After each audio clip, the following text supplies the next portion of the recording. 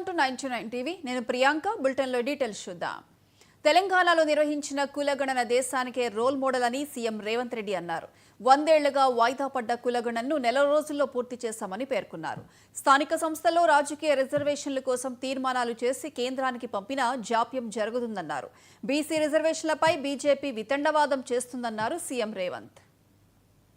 రేపు ఉదయం శ్రీ మల్లికార్జున్ ఖర్గే గారిని, శ్రీ రాహుల్ గాంధీ గారిని కలిసి మేము తెలంగాణ రాష్ట్ర ప్రభుత్వం తీసుకున్న నిర్ణయాలు, చేపట్టిన సర్వేకి సంబంధించిన అంశాలను వివరించడమే కాకుండా కేంద్ర ప్రభుత్వం మీద, భారతీయ జనతా పార్టీ మీద ఒత్తిడి తీసుకొచ్చి కేంద్ర ప్రభుత్వం మెడలు వంచైనా సరే ఎడ్యుకేషన్, ఎంప్లాయ్మెంట్లో 42% రిజర్వేషన్, స్థానిక సంస్థల ఎన్నికల్లో 42% రిజర్వేషన్ సాధించడానికి సహకరించి ఇవాళ బీజేపీకి ఒక రాజ్యాంగం, కాంగ్రెస్ పార్టీకి ఇంకొక రాజ్యాంగం లేదు. డాక్టర్ బాబాసాహెబ్ అంబేద్కర్ గారు ఇచ్చిన రాజ్యాంగం దేశ ప్రజలందరికీ ఒక్కటే. ఆ రాజ్యాంగానికి లోబడే ఈరోజు రిజర్వేషన్లు పెంచాలి అని అంటున్నాం.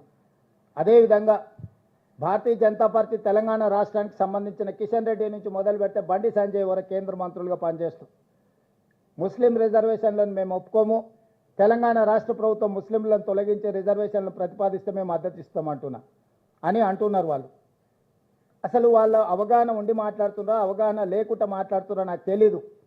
కానీ నేను సూటిగా కిషన్ రెడ్డి గారిని, బండి సంజయ్ గారిని నేను ప్రశ్నిస్తున్నా.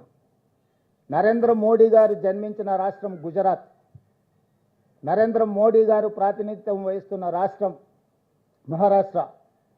భారతీయ జనతా పార్టీకి మూలాలలో ఉన్న సిద్ధాంతకర్తలైన ఆర్ఎస్ఎస్ కేంద్ర కార్యాలయం మహారాష్ట్రలో ఉంది.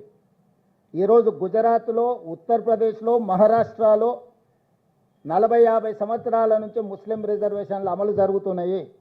రేపు ఉదయం శ్రీ మల్లికార్జున్ ఖర్గే గారు